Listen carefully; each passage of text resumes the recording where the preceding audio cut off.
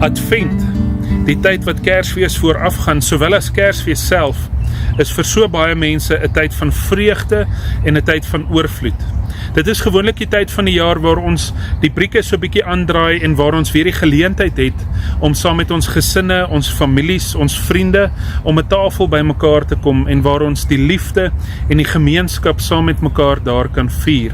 Vir baie mense is Kerstyd 'n tyd van vreugde en 'n tyd van oorvloed. Maar Kersfees is vir sommige mense nie 'n tyd van vreugde en van oorvloed nie.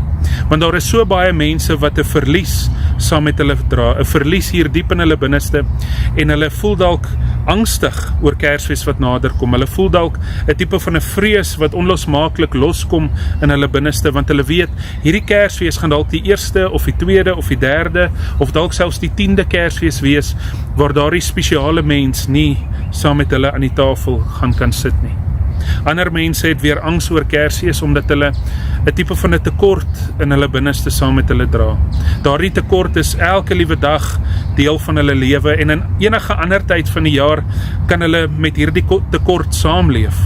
Maar dit is asof wanneer Kersfees kom, Kersfees wat veronderstel is om hierdie tyd van oorvloed en vreugde te wees, asof hierdie tekort dan weer sy kop uitsteek en asof dit net meer oorweldigend is as wat dit op ander tye van die jaar is.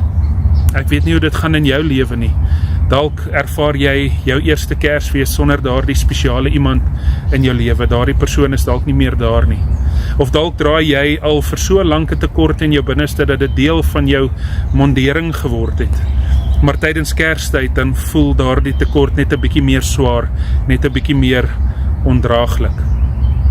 Die wonder van Jesus se verhaal is dat wanneer Jesus in die wêreld kom, kom hy nie in 'n wêreld wat perfek en volmaak is en vol vreugde en vol oorvloed is nie.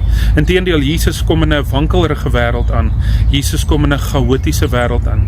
Maria en Josef se ouers kon immers nie eers plek in die herberg kry om 'n plekkie te hê waar Jesus gebore kon word nie. Hulle moes maar vrede maak met die feit dat hulle alternatiewe plek moes kry vir hulle seentjie, net om 'n plek te kan hê om gebore te word. En ons weet ook dat Jesus in die konteks gebore word, so vertel Matteus ons veral, van 'n kindermoord. Herodes was bang, hy het bedreig gevoel, want hy het gehoor dat die ware koning van die Jode in die liggaam van 'n klein seentjie na die wêreld toe kom, en daarom het hy voor die voet gereël dat daar seentjies doodgemaak moet word, kinders moet doodgemaak word, want hy wil nie die koning van die Jode in 'n ander liggaam sien as in sy eie nie. Hy het gedink hy is die ware koning van die Jode.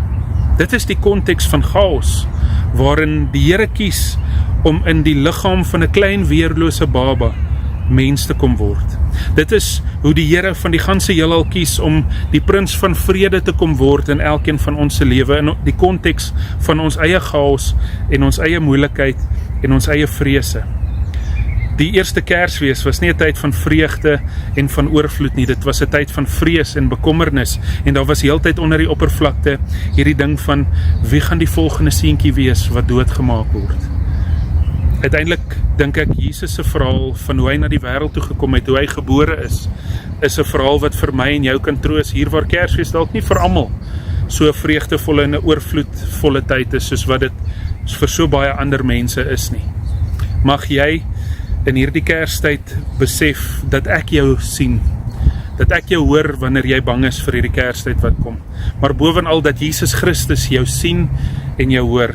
Hy besef jou angs, hy weet hoekom jy dalk bang is vir Kersfees om te kom, maar mag jy 'n vrede ervaar, 'n vrede wat alle verstand te bowe gaan, 'n vrede wat groter is as jou vrese, jou bekommernisse en jou verliese. Kom ons bid saam. Hemelse Vader, baie dankie dat U die prins van vrede na die wêreld toe gestuur het tydens Kersfees. Dankie dat ons kan weet dat die vrede wat U bring alle verstand te bowe gaan, dat dit groter is as ons bekommernisse, ons vrese en ons verliese en daardie gevoel van tekort wat ons saam met ons dra. Vader, U weet dat dit 'n tyd is van oorvloed en vreugde vir so baie is, maar Vader, vir die enkele mense vir wie dit 'n vreesaanjaende tyd is, 'n tyd is wat angs bring, mag U daar U lig laat skyn, mag U daar vrede en troos bring wat alle verstand te bowe gaan. Ons vra dit alles in die groot en heilige naam. Amen. Baie dankie dat jy tyd geneem het om saam met my te kuier vandag, en mag jou Kersfees 'n tyd van oorvloed en vreugde wees. En as jy angs het, mag jy vandag gehoor het dat die Prins van Vrede 'n tipe vrede bring wat alle verstand te bowe gaan, wat groter is as ons verliese of die gevoel van tekort wat ons saam met ons dra. Mooi dag vir jou.